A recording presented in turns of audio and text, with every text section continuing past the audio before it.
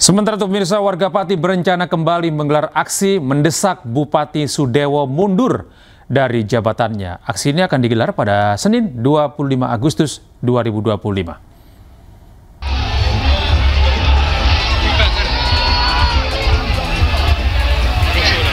Aliansi Masyarakat Pati akan kembali menggelar aksi pada Senin 25 Agustus 2025. Aksi ini merupakan lanjutan dari aksi sebelumnya yang menuntut Bupati Pati Sudewo mundur dari jabatannya. Namun demikian, koordinator aksi meminta agar demo dilaksanakan tertib. Unjuk rasa warga Pati dipicu kebijakan kontroversi Bupati Sudewo yang menaikkan pajak bumi dan bangunan pedesaan dan perkotaan hingga 250%. Kebijakan langsung tuai penolakan warga. Puncaknya terjadi pada 13 Agustus lalu. Lebih dari 50.000 warga datang ke pendopo Bupati mendesak agar Sudewo mundur dari jabatannya. DPR pun kemudian membentuk pansus angket untuk memakzulkan Bupati Sudewo. Pansus hak angket akan bekerja maksimal dalam melakukan penggalian informasi dan klarifikasi terhadap 12 kebijakan Bupati Pati yang menuai polemik. Pemirsa, Menteri Dalam Negeri Tito Karnavian memberikan solusi dari persoalan kenaikan pajak bumi dan bangunan yang sedang marak terjadi di sejumlah daerah. Mendagri juga mengimbau kepada kepala daerah untuk mengeluarkan kebijakan terkait pajak dan retribusi yang berpijak kepada masyarakat.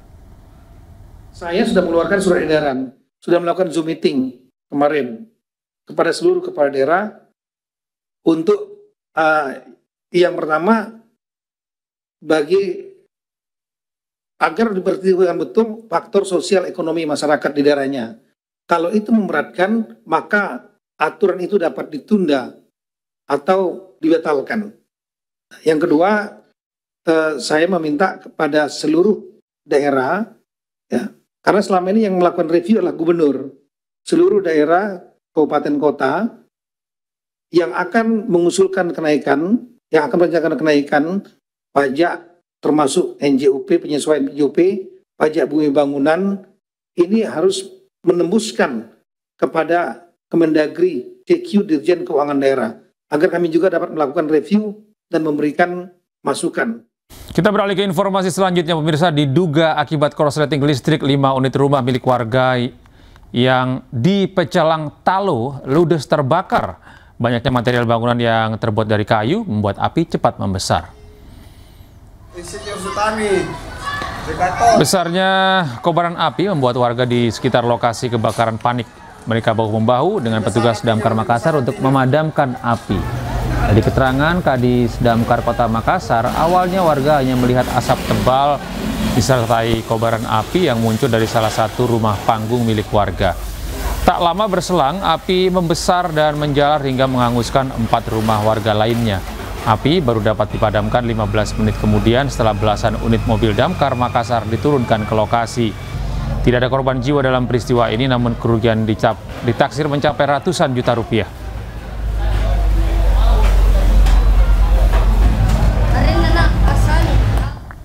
Sementara itu pemirsa, hingga Senin malam api kebakaran sumur minyak di Blora belum bisa dipadamkan.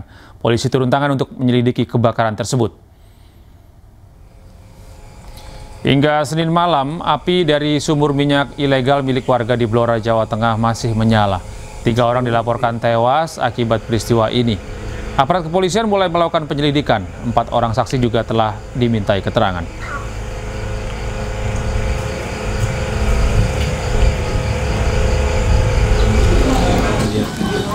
Bupati Blora dan Forkopimda meninjau langsung lokasi terbakarnya sumur minyak rakyat ilegal. Bupati menyayangkan pengeboran minyak rakyat ilegal ini.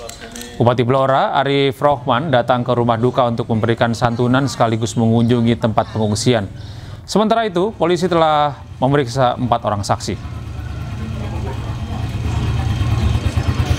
Lahannya ini lahan warga ya, lahan masyarakat. Jadi memang boleh dikata ini seluruh masyarakat yang belum legal. Oleh karena saya menghimbau agar masyarakat bisa menahan diri untuk mengurus izinnya dulu. Ini kita kan ada Permen 14 soal sumur masyarakat ini. Nanti kalau sudah ada izinnya baru boleh operasi. Nah, untuk beroperasi kan ada syarat-syaratnya. Kami sudah meminta klarifikasi dari beberapa saksi. Nanti kami lakukan penyelidikan dan kami juga sudah berkoordinasi dengan lapor Polda Jateng. Nantinya apabila api ini sudah bisa dipadamkan, insya Allah tim dari lapor akan datang ke. Beralih ke informasi berikutnya, pemirsa, 52 orang pendaki mengalami hipotermia saat merayakan hari ulang tahun ke-80 Republik Indonesia di puncak Gunung Bawah Kareng, Goa, Sulawesi Selatan. Satu pendaki tewas akibat insiden tersebut.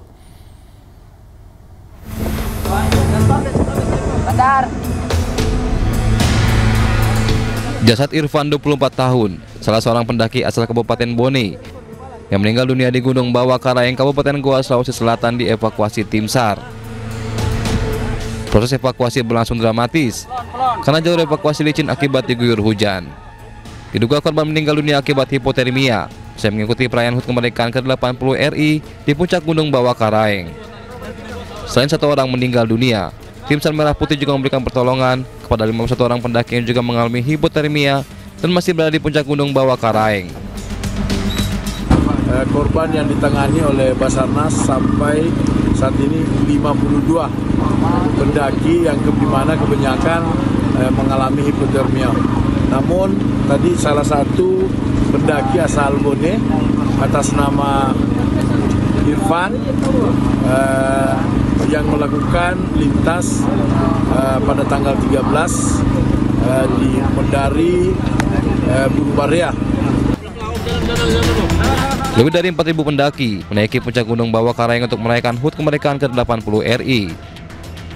Tim SAR mengimbau para pendaki untuk menunda pendakian karena saat ini suhu udara di puncak Gunung Bawah Kareng sangat dingin. Dari Kabupaten Goa, Sulawesi Selatan, Bukma, iNews melaporkan. Unjuk rasa yang digelar ratusan kelompok tani di Asahan, Sumatera Utara berlangsung ricuh. Massa menuntut perusahaan mengembalikan tanah yang diserobot.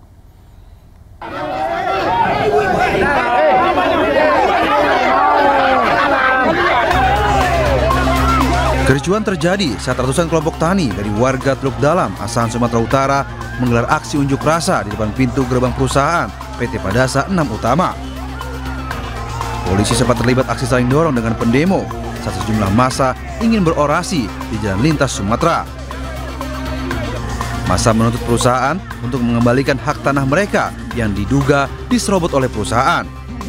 Pasalnya, tanah yang diserobot memiliki alas hak sertifikat kepemilikan dari BPN.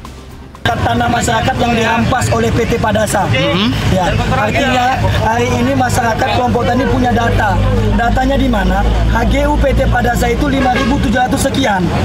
Dan tanaman mereka adalah tahun 2009. Ada tanaman tahun 2000 ke atas, tahun 2020. Berarti itu di luar dari HGU.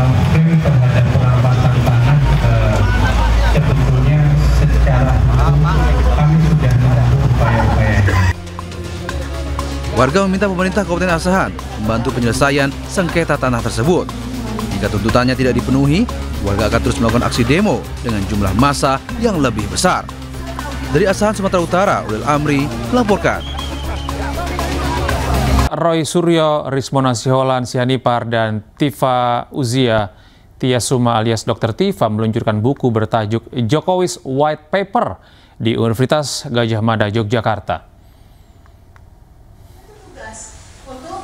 Buku setebal 700 halaman ini mengulas berbagai kejanggalan status mantan Presiden Republik Indonesia ke-7 Joko Widodo dengan alma mater UGM.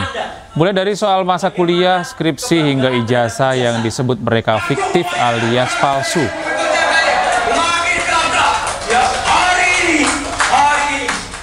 Salah satu yang diulas mendalam dalam buku ini terkait skripsi Jokowi yang dinilai janggal dan tidak layak disebut sebagai skripsi. Dari sikap kita, yang paling penting diajar oleh Ki Semar ini, kepada Semar ini, kepada Gareng, Petruk, dan Bagong. Sebelumnya, pemirsa, peluncuran buku ini nyaris batal karena pihak manajemen gedung UC Universitas Gadjah Mada Yogyakarta mendadak membatalkan penyewaan ruang Nusantara yang biasa digunakan untuk kegiatan pertemuan. Ketiga penulis kemudian memindahkan acara peluncuran buku di ruang resto dan kafe. Namun saat kegiatan akan dimulai, lampu dan pendingin udara dimatikan hingga menuai protes dari Roy Suryo. Meski dengan kondisi gerah dan suasana agak gelap, namun acara soft launching buku berlangsung hingga akhir. Isinya adalah satu, ya itu memuat dokumentasi tentang apa yang kami lakukan sejauh ini.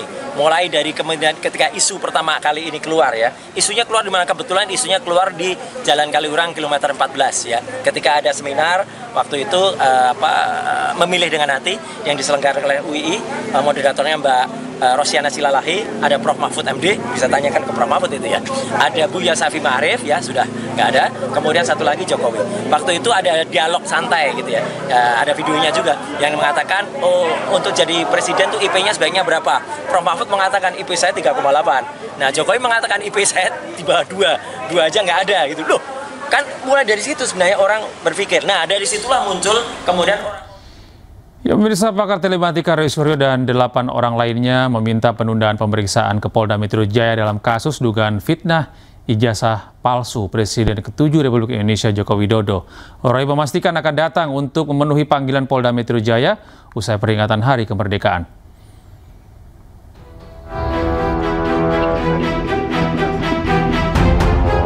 Setelah sebelumnya meminta penjadwalan ulang, pakar telematika Roy Suryo memastikan akan memenuhi panggilan Polda Metro Jaya pada tanggal 21 Agustus 2025. Roy akan diperiksa sebagai terlapor dalam kasus tudingan ijazah palsu Presiden ke-7 RI Joko Widodo. Jadi saya kira tidak ada hal lain selain soal teknis ya. Ini hanya soal teknis memundurkan jadwal saja, dan pasti kami hadir, pasti akan hadir ya. Dan itu kami juga menulis dalam surat itu alternatif untuk menunda ya, alternatif kami datang ini hari Kamis tanggal 21 Agustus ya. Itu clear ya, supaya jelas dan supaya juga Polda penyiapannya juga bagus. Jadi saya kira kita saling menghormati dan saya akan tetap datang ke Polda Metro ya gitu. Tidak kemudian Polda Metro harus datang ke tempat saya di Jogja gitu. Sebelumnya, kuasa hukum Roy Suryo Ahmad Hozinuddin mengatakan kliennya beralasan ingin merayakan HUT ke-80 RI. Roy Suryo CS meminta pemeriksaan dijadwalkan ulang setelah 17 Agustus 2025. Dari 9, ada 10 klien kami ya. Yang 9 ini meminta melakukan penjadwalan ulang, termasuk Rismon Sianipar, kemudian Roy Suryo, Rizal Fadila, Kurniatri Royani, kemudian ada Rustam Effendi, Michael Benjamin Sinaga, Nurdiansyah Susilo, termasuk Sunarto dan Arif Nugroho. Dalam kasus ini, tim penyidik Polda Metro Jaya belum menetapkan tersangka, namun kasusnya sudah ditingkatkan ke tahap penyidikan. Dari Jakarta, Bagus Prasetya, Trijulianti, iNews melaporkan. Kita beralih ke informasi terkait kasus korupsi. Pemirsa, terpidana kasus korupsi KTP elektronik Setia Novanto dinyatakan bebas bersyarat pada Sabtu 16 Agustus. Setnov dinyatakan bebas bersyarat setelah Mahkamah Agung mengabulkan peninjauan kembali atau PK.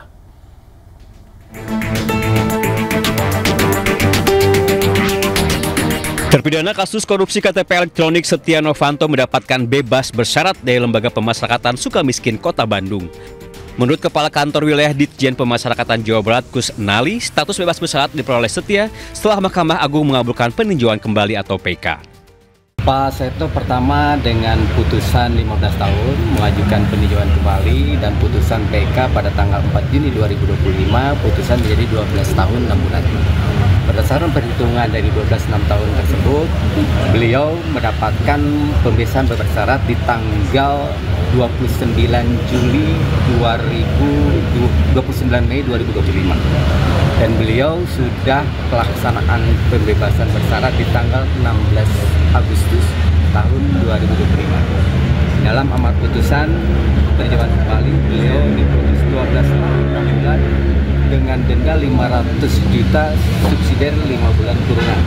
Ditambah dengan uang pengganti 49 miliar dengan pidana 2 tahun.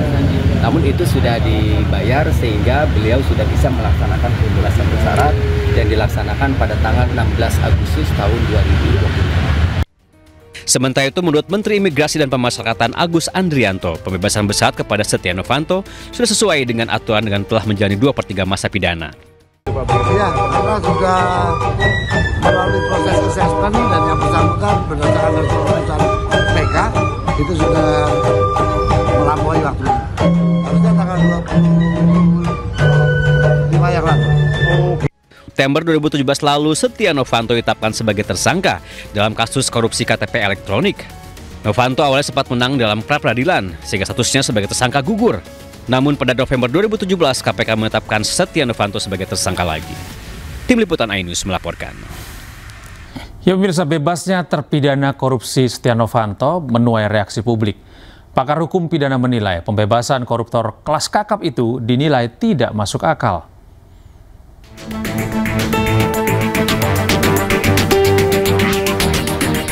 Setia Novanto sepertinya menjadi orang paling berbahagia di hari kemerdekaan Republik Indonesia.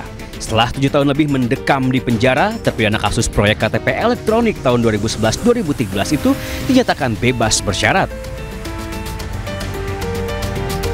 Peristiwa berawal 24 April 2018 lalu. Pengadilan Tipikor mengganjar Setia Novanto 15 tahun penjara dan denda 500 juta rupiah. Akibat ulah Setia Novanto, negara merugi hingga 2,3 triliun rupiah. Namun pada 4 Juni 2025, Mahkamah Agung mengabulkan peninjauan kembali atau PK, sehingga hukuman bagi Setia Novanto di Korting menjadi 12 tahun 6 bulan penjara. Setelah menjalani 2/3 dari masa tahanan, 16 Agustus 2025, Setia Novanto akhirnya melenggang bebas. Menurut Abdul Fikar Hajar, pembebasan koruptor kelas kakap ini dinilai tidak masuk akal. Apa urgensi orang bersalah diturunkan dari 14 menjadi 12? Apa urgensi seorang koruptor yang sudah dihukum oleh pengadilan yang mempunyai kekuatan tetap kemudian diajukan PK dikurangi menjadi 2 tahun? Padahal tidak merubah dia bersalah atau tidak bersalah, dia tetap bersalah. Gitu. Ini yang menurut saya menjadi perhatian kita ke depan gitu.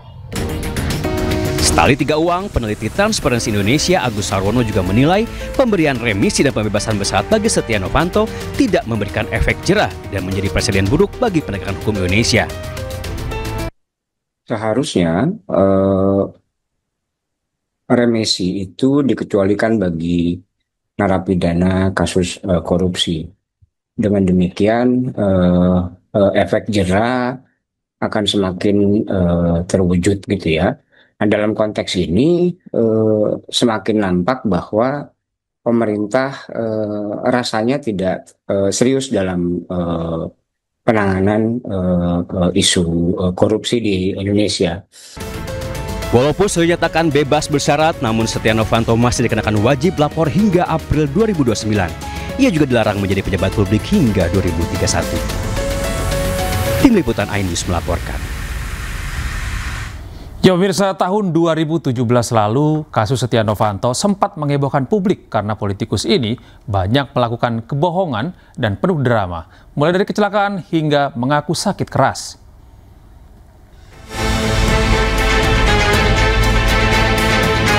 Bebasnya Setia Novanto di Lapas Sukamiskin Bandung kembali menyita perhatian publik. Tak ubahnya seperti peristiwa 2017 lalu, tepatnya setelah KPK menetapkannya sebagai tersangka dalam kasus korupsi KTP elektronik 2011-2013. Kala itu Setia Novanto melawan KPK dengan mengajukan sidang pra-peradilan. Selain melawan secara hukum, Ketua DPR 2014-2019 itu juga berupaya mengalihkan kasus hukumnya dengan serangkaian drama kebohongan. Drama pertama adalah saat ia dipanggil KPK untuk diperiksa sebagai saksi. Alih-alih datang ke gedung KPK, ia malah datang ke rumah sakit. Politisi Golkar itu mendadak sakit keras.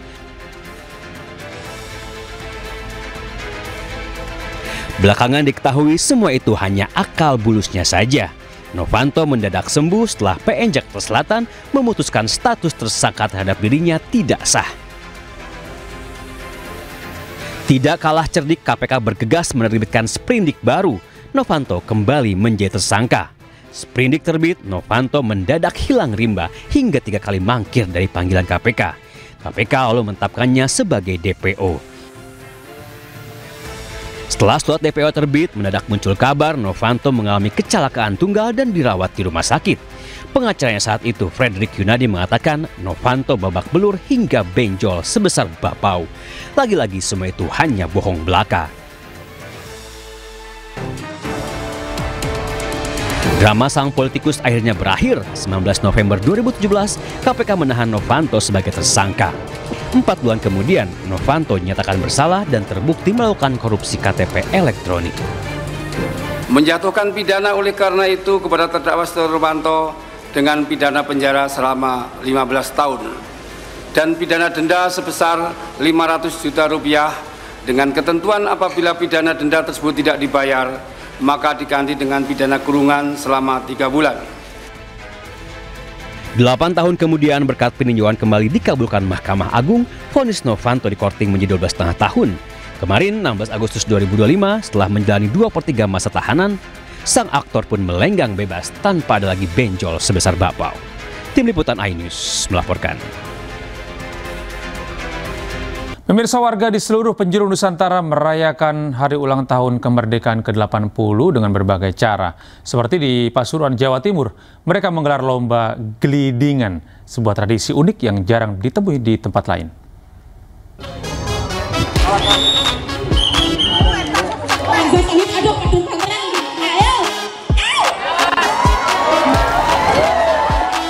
Ya, inilah gelindingan yang diperlombakan warga dalam merayakan Hari Kemerdekaan 17-an di Desa Lumbang, Kabupaten Pasuruan, Jawa Timur. Gelindingan merupakan alat mengangkut rumput petani untuk pakan ternak di jalan menurun wilayah dataran tinggi tanpa BBM. Gelindingan yang terbuat dari kayu dan bambu ini memiliki panjang sekitar 1,5 meter dengan roda yang terbuat dari ban bekas.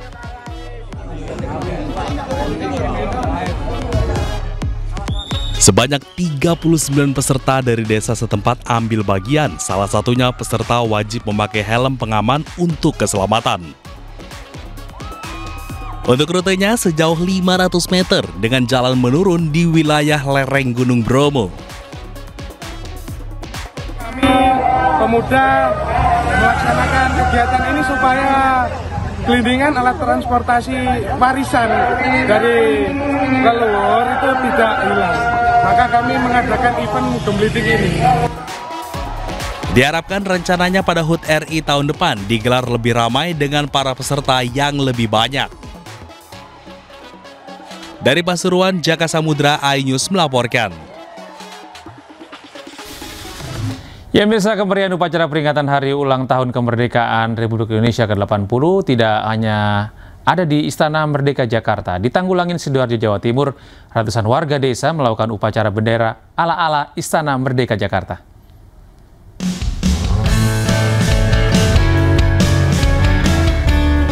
Inilah suasana upacara bendera merah putih yang dilakukan ratusan warga desa Kedensari, Tanggulangin, Sidoarjo. Meski dilakukan di lapangan desa, pelaksanaan upacara bak di Istana Merdeka. Pelaksanaan pengibaran bendera merah putih yang dilakukan pasukan pengibar bendera diambil dari pemuda Karang Taruna setempat.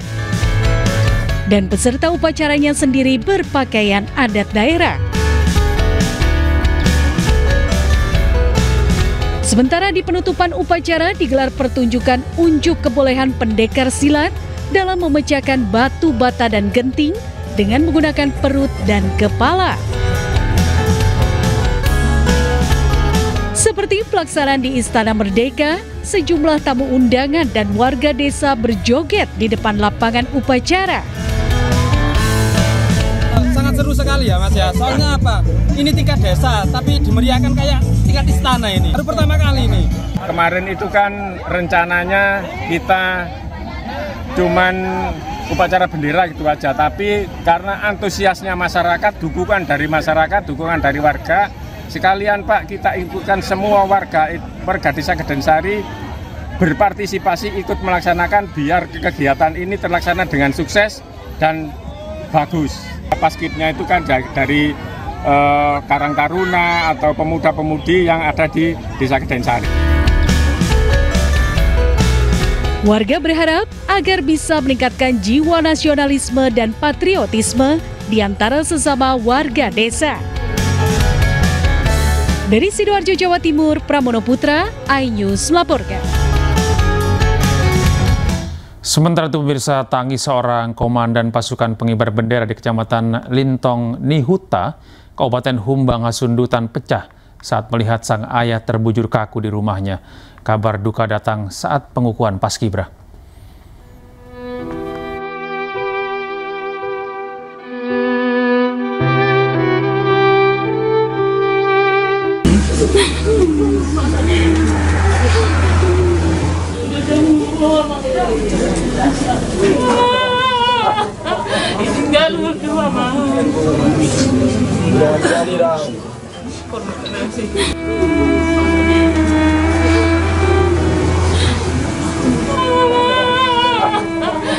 Isak tangis seorang komandan pasukan pengibar bendera di Kecamatan Lintang Nihuta, Kevin Selaban, pecah saat melihat jenazah sang ayah yang sudah terbujur kaku. Sang ayah tutup usia pada umur 59 tahun akibat sakit yang dideritanya. Kevin datang ditemani oleh rekan-rekan paskibranya. Sebelum saya pergi seleksi, bapak saya sudah mendoakan saya supaya saya bisa menggapainya. Dan ternyata bapak saya dikabulkan. Makanya saya mau memperjuangkan, karena saya tidak mau mengecewakan bapak saya, pelatih saya, dan orang terdekat, apalagi negara saya.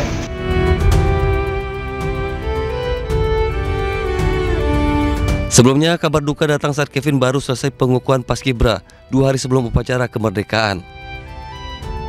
Di tengah duka yang ia alami, Kevin tetap fokus menjalankan tugasnya sebagai komandan pasukan Paskibra yang berjumlah 46 orang. Dari Kabupaten Humbang Hasundutan, Sumatera Utara, Aris Fernando Manalu, iNews melaporkan.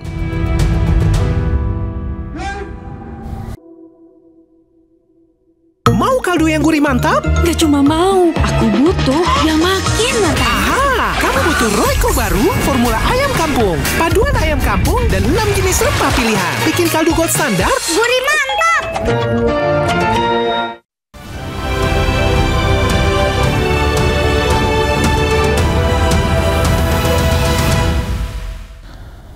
Pemirsa, mobil mewah mengalami kecelakaan di tol Kunciran, Tangerang, Banten. Peristiwa yang terjadi saat rombongan mobil mewah melintasi tol Kunciran dengan kecepatan tinggi menuju arah Serpong. Di kilometer 15.500, pengemudi mobil berwarna putih hilang kendali hingga menabrak pembatas jalan. Beruntung saat kejadian tol sedang sepi sehingga tidak terjadi tabrakan beruntun. Pengemudi juga tidak mengalami luka serius, namun mobil mewahnya mengalami kerusakan.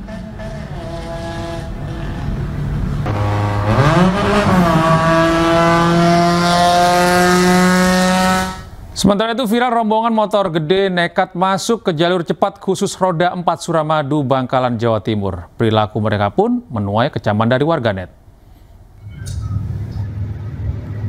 Video. Aksi tidak terpuji rombongan motor gede saat melintasi jalur cepat jembatan Suramadu ini viral setelah direkam dan diunggah warga di media sosial. Sesekali rombongan moge menyalip mobil yang ada di depannya dan melaju ke bagian tengah jalur. Dari penuturan si perekam video, rombongan moge ini terdiri atas 30 lebih kendaraan, namun hanya sebagian saja yang nekat masuk ke jalur roda 4. Menanggapi viralnya video ini, pihak kepolisian menyatakan bahwa rambu yang terpasang di jembatan Suramadu sudah sangat jelas sehingga pengendara seharusnya menggunakan jalur sesuai dengan peruntukannya. Bahwasanya memang untuk peruntukannya sudah dibagi dari BPJN, yaitu ada jalur sepeda motor dan ada jalur mobil. Silahkan, rambunya juga sudah ada. Mungkin kemarin ada sedikit ketidakjelasan dalam arti agak kabur. Nanti kita akan berkoordinasi dengan pihak terkait untuk diperbarui.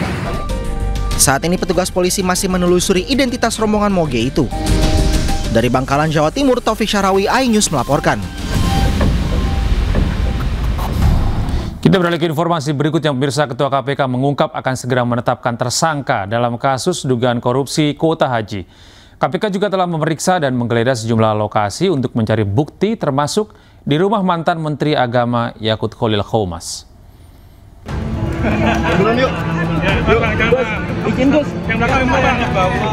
Komisi Pemberantasan Korupsi terus bergerak cepat untuk mengumpulkan bukti dalam kasus korupsi kuota haji di era Menteri Agama Yakut Khalil Qomas.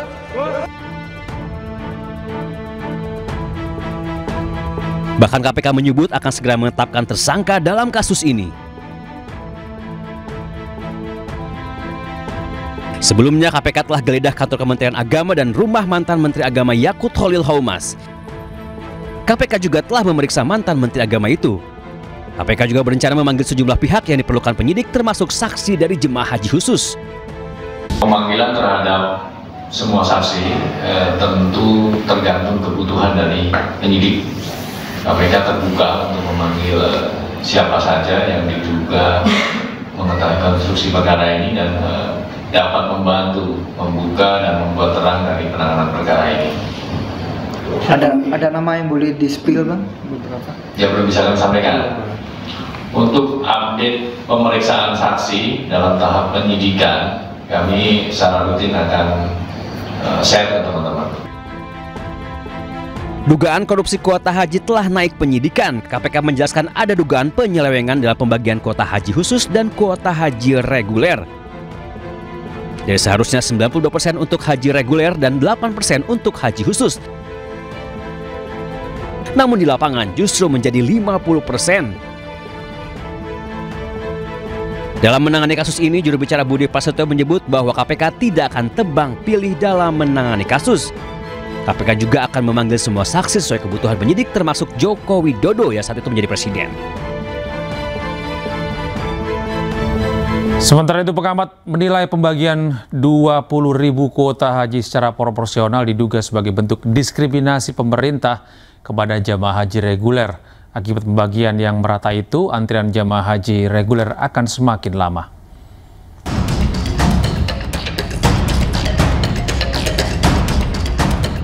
Berawal dari tambahan kuota untuk jemaah haji Indonesia, Kementerian Agama kini digoyang dugaan korupsi haji. Perkara dimulai Oktober 2023. Kala itu dengan maksud mempercepat antrean calon jemaah haji, Kerajaan Arab Saudi memberikan tambahan 20.000 kuota haji. Sesuai Undang-Undang Nomor 8 Tahun 2019 tentang ibadah haji dan umroh, kuota 20.000 dibagi dua, 92% atau 18.400 kuota untuk jemaah haji reguler dan 8% atau 1.600 kuota untuk jemaah haji khusus.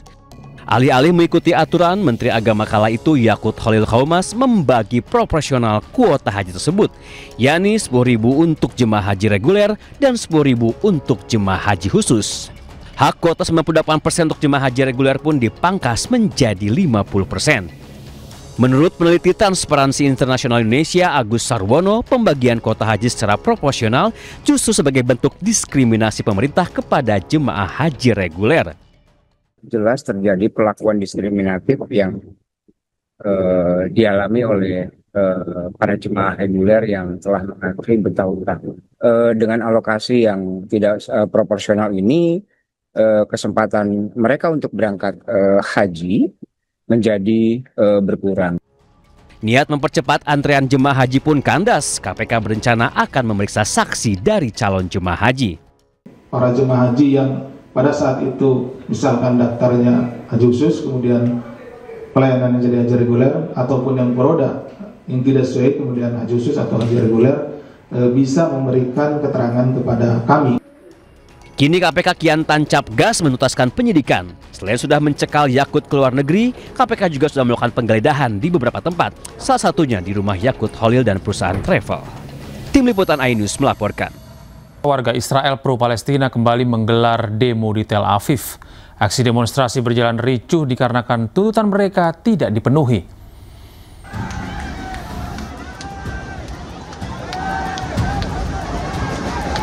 Ribuan warga Israel pro-Palestina bentrok dengan polisi Israel. 10 orang di antara peserta demo ditahan. Sebelumnya mereka berunjuk rasa di Tel Aviv, Israel. Mereka menuntut beberapa poin, diantaranya adalah hentikan serangan ke Palestina, laksanakan gencatan senjata, dan bebaskan sandera ke keluarga mereka dengan selamat. Diakui dari pihak pendemo, jumlah peserta demo hampir 500.000 orang. Mereka akan terus menyuarakan aspirasi mereka agar Israel bisa keluar dari kawasan Gaza.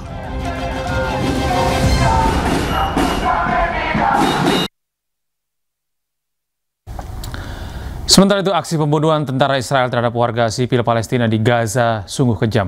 Tentara Israel tak segan-segan menembaki serta membombardir warga meski warga berada di tenda pengungsian.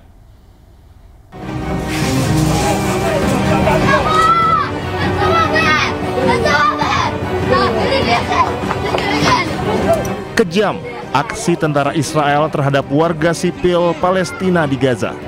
Sebuah video memperlihatkan 3 orang anak yang sedang mengambil minuman tidak jauh dari tenda-tenda pengungsian.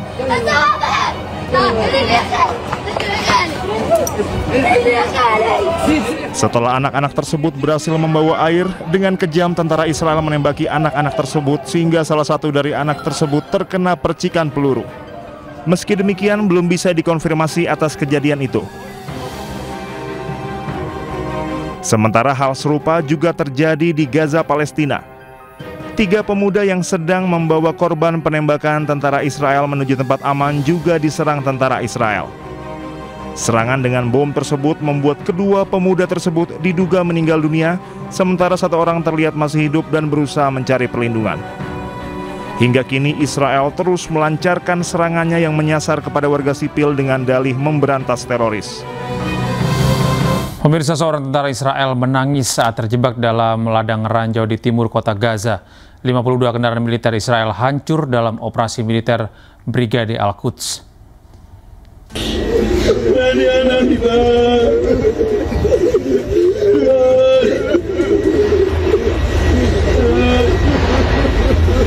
Seorang tentara Israel menangis saat terjebak dalam ladang ranjau di timur kota Gaza.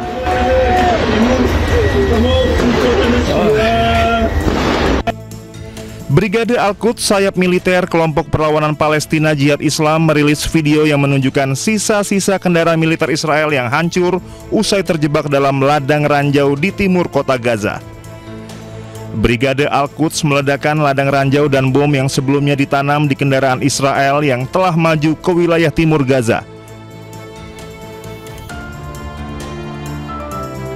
Tak kurang dari 52 kendaraan militer Israel hancur dalam operasi tersebut.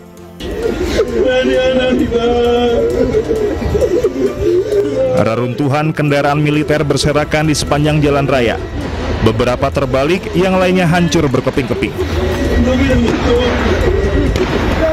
Serangan ke Gaza Timur sebagai pukulan telak bagi militer Israel.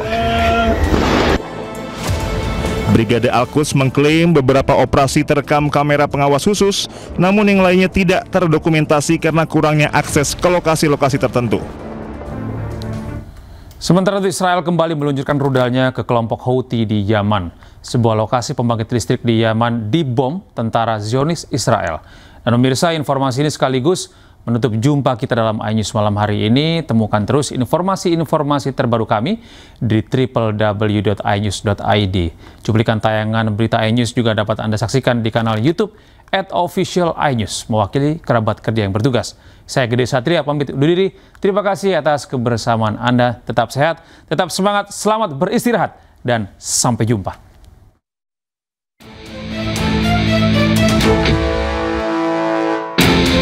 Sebuah pembangkit listrik Haziz di distrik Sanhan, Sana'ah bagian selatan Yaman dibom tentara Israel. Dari media setempat melaporkan bahwa pengeboman bertujuan menyerang pasukan Houthi. Operasi ini diklaim karena merespon serangan misil drone yang diterima Israel beberapa kali di Houthi ke Israel. Penyerangan ini diakui Perdana Menteri Israel Benjamin Netanyahu. ביממה האחרונה חיל הים תקף תחנות כוח בתימן, חיילי צה"ל תקפו בזיתון וחיסלו עשרות מחבלים ברצועת עזה, וחיל האוויר תקף בכירי מחבלים של חיזבאללה ופירי משגרים בלבנון. אני מבקש להדגיש, הפעילות שלנו בלבנון היא בהתאם להסכם הפסקת האש, בהתאם להסכם הפסקת האש. ולפי ההסכם הזה אנחנו אוכפים באש כל הפרה וכל ניסיון של התחמשות מצד חיזבאללה. Tentara Israel saat ini masih mempersiapkan diri menyerang pasukan Hizbullah dan Hamas. Mirisnya, objek-objek vital dan masyarakat sipil menjadi sasaran mereka mengatasnamakan memberantas teroris.